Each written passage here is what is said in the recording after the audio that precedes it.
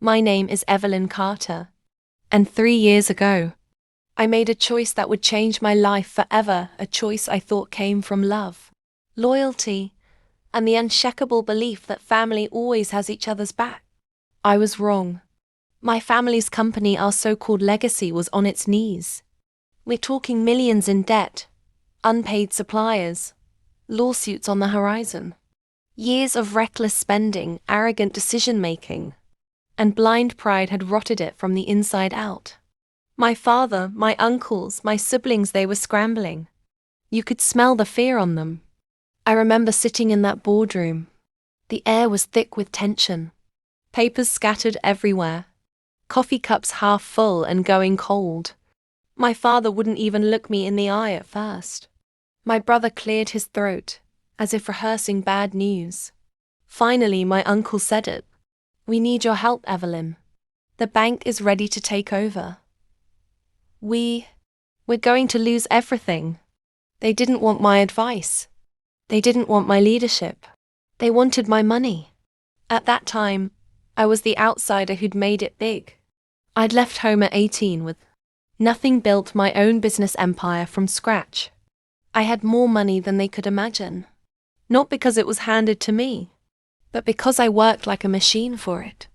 I sacrificed sleep, relationships, and comfort for years. So when they asked for help, I hesitated. Not because I didn't have it, but because I wanted to know they would value me. Not just what I could give them.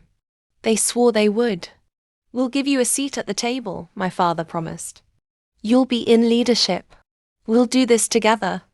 And like the fool I was, I believed them. I wrote a check for $5 million, no contracts, no paperwork, no legal safety net, just trust. I didn't do it for recognition. I did it because, in my heart, I couldn't watch my family lose everything.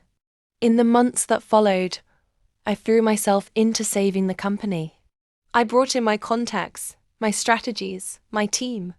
I renegotiated deals they thought were dead. I cut wasteful spending they'd ignored for years. I rebuilt their reputation in the industry. Clients started coming back. Profits rose. For the first time in years, there was hope. And then, the shift happened. It started small. Meetings I was accidentally left out of. Reports I had to ask twice for. Conversations that went silent when I entered the room.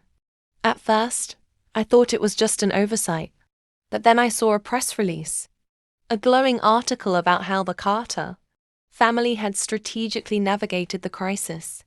My name wasn't there. Not even in fine print. When I confronted my father, he brushed me off. "Evelyn, it's just PR. You don't need your name on everything."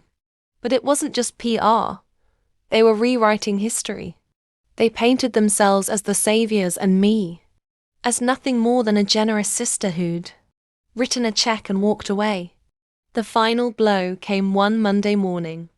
I walked into the boardroom, coffee in hand, ready for our weekly meeting. My chair was gone. Literally gone. In its place sat my cousin, a man who had never lifted a finger for the business. My father didn't even look guilty when he said it. "Evelyn, you've been difficult. We think it's best you take a step back. People feel you disrupt the company culture." I stood there, stunned. Difficult? The only thing I disrupted was their ability to run the business into the ground again. I went home that night and sat in my car for hours, staring at the dashboard. Every fiber of me wanted to burn them to the ground. I had enough proof to expose every shady deal, every lie, every inflated success story they told the public. I could have ended them in a heartbeat. But then something hit me. If I destroyed them, I'd still be tied to them. I'd still be giving them my time, my energy, my power. And I was done giving them anything. So I chose a different path. I called my lawyers and untangled every financial knot that connected me to them. I withdrew my investment through legal means they couldn't stop. I froze every intellectual property right I had contributed, so they couldn't profit off my work.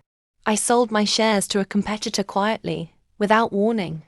Then I told my story, calmly, publicly, I didn't use insults. I didn't scream. I simply told the truth, dates, figures, facts, so no one could twist it again. The response was overwhelming.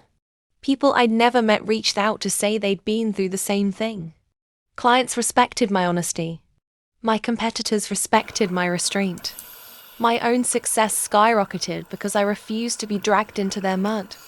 Today, I drive past that company building sometimes. My name isn't on it anymore, and it doesn't hurt. In fact, it makes me smile. Because I'm free. I have my own empire. One I built without betrayal, without lies, without being cut out of my own story. If my family calls me again, they'll hear silence. Not because I hate them, but because I value myself too much to go back. So if you're listening right now, hear me. You don't owe loyalty to people who weaponize it against you. Walking away doesn't make you weak, it makes you uncheckable. If this story spoke to you, subscribe to my YouTube channel and like this video. Because there are far too many of us who've been erased from our own victories. And it's time we take our stories back. Moral of the story. Family isn't just blood. It's trust, respect, and honesty. If those are gone, you have every right to walk away and never look back.